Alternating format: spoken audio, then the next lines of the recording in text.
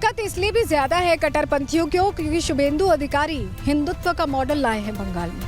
वो योगी आदित्यनाथ के पद चिन्हों पर चल रहे हैं, उसी तरह के कड़े और बड़े फैसले ले रहे हैं जो बंगाल को बदल देगा, जिस तरह से यूपी को बदला गया था। डबल इंजन सरकार है, ऐसे में उम्मीद भी बड़ी है लोगों की वहां पर, और यही वजह कि बड़े पैमाने पर वोटिंग भी हुई थी। आपको जो तस्वीर अब हम दिखा रहे हैं वो शुभेंदु अधिकारी के मठ जाने की तस्वीर है। वेलूर मठ जब वो पहुंचे तो उन्होंने साधु संतों से आशीर्वाद लिया। आपको याद होगा जब शपथ ग्रहण किया था तो भगवा पहनकर शपथ ग्रहण किया था, और योगी आदित्यनाथ ने अपना भगवा गमछा उनको पहनाकर एक तरह से आशीर्वाद दे दिया था। और अब उन्होंने जब बंगाल को बदलने का प्रण लिया है तो बेलूर मठ जाकर भी उन्होंने संतों का आशीर्वाद लिया। अगली तस्वीर जो हम आपको दिखा रहे हैं, जो प्राथमिकताएं हैं वो इस तस्वीर में नजर आती हैं। आप शुभेंदु अधिकारी को देख रहे हैं, वो मदरसों के बाद सरकार का जो अगला फोकस है बॉर्डर फेंसिंग, जो बहुत जरूरी है घुसपैठ रोकने के लिए। वो बांग्लादेशी सीमा पर वर्षों से जो फेंसिंग अब तक नहीं हुई थी उस काम को वो आगे बढ़ा रहे हैं, और यही वजह है कि चर्चा भी करते हैं, विचार विमर्श भी करते हैं और एक्शन भी लेते दिखाई देते हैं। और यही तस्वीरें कहीं ना कहीं परेशान कर रही है टीएमसी को, क्योंकि ये फैसला उनके रहते तो हो नहीं पाया, और अब जब हो रहा है तो उन्हें दिक्कत हो रही है, उन्हें परेशानी हो रही है, और ये खींच है जो बयानों के जरिए तरह तरह निकलती रहती है।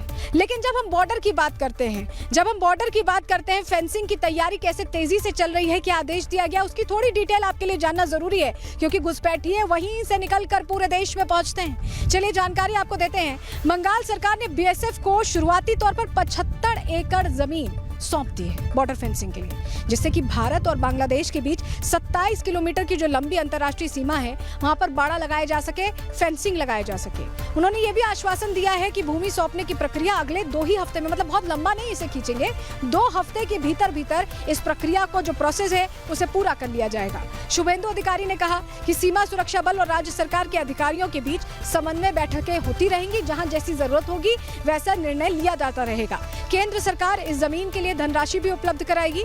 आपको बताएं बांग्लादेश के साथ भारत की जो कुल अंतर्राष्ट्रीय सीमा है वो 4000 किलोमीटर है। आप समझ रहे हैं, 4000 किलोमीटर की उस लंबी सीमा से पता नहीं कितने घुसपैठिए भारत में आकर, भारत में रहकर यहाँ की जो कहीं संसाधन है वो हमारे आपके लिए, उनके लिए नहीं है, लेकिन वो उसका इस्तेमाल कर रहे हैं। तो अब ऐसे में ये 4000 किलोमीटर पे जो पोजीशनिंग है वो इंटैक्ट रखी जाए और पूरी तरह से फेंसिंग हो, इसको लेकर अब ये कदम उठाए जा रहे हैं। 2000 किलोमीटर से थोड़ी अधिक पश्चिम बंगाल में, यानी मेजर जो पार्ट है 4000 किलोमीटर में से 2000 से ज्यादा ही पश्चिम बंगाल में, और यही वजह है कि पश्चिम बंगाल से ही सारे घुसपैठिए घुसते हैं।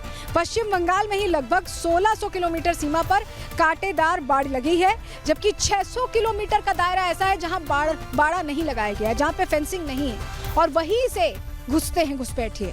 ऐसे में उस जगह को ही अब बंद करने की प्लानिंग है, घुसपैठ की आशंका जो बनी रहती है उसे रोकने की प्लानिंग है, और यही वजह है कि अब बॉर्डर फेंसिंग पर बहुत ज्यादा फोकस शुभेंदु अधिकारी कर रहे हैं। तो पहले आप ये समझिए, आप ये जो फैसले लिए जा रहे हैं ये तो चल ही रहे हैं। अगली तस्वीर जो हम आपको दिखा रहे हैं, शुभेंदु सरकार का एक्शन यही नहीं रुका है। आप अगर सोच रहे हैं कि बस यहीं तक है तो ऐसा नहीं है। बकरीद से पहले पुराने नियमों को सख्ती से लागू करने का फैसला शुभेंदु अधिकारी की जो सरकार है उन्होंने ले लिया है। सरकार ने साफ कहा है कि 14 साल से कम उम्र के पशुओं की कुर्बानी नहीं दी जाएगी, और इसको लेकर अब चर्चा बहुत तेज है। लेकिन इससे आगे बढ़कर आपको बताएं, हुमायूं कबीर ने सीधे शुभेंदु अधिकारी को चुनौती दे दी, कहा है कि गाय और ऊंट की कुर्बानी दी जाएगी, यानी इस पर रार छिड़ती कैसे दिखाई दे रही है, रिपोर्ट के जरिए आपको बताते हैं।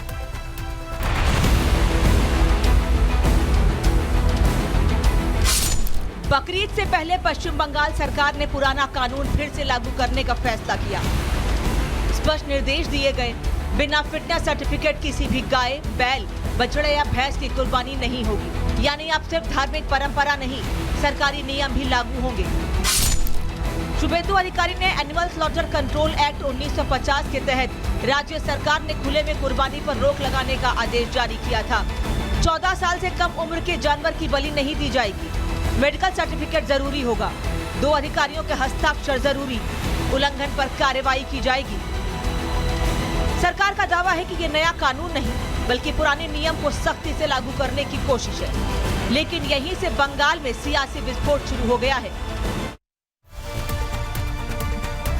तो देखिए, चाहे राजनीति इस पर कितनी भी हो, लेकिन शुभेंदु अधिकारी सरकार ने यह फैसला ले लिया है कि कड़े फैसले लिए जाएंगे, बंगाल को बदला जाएगा।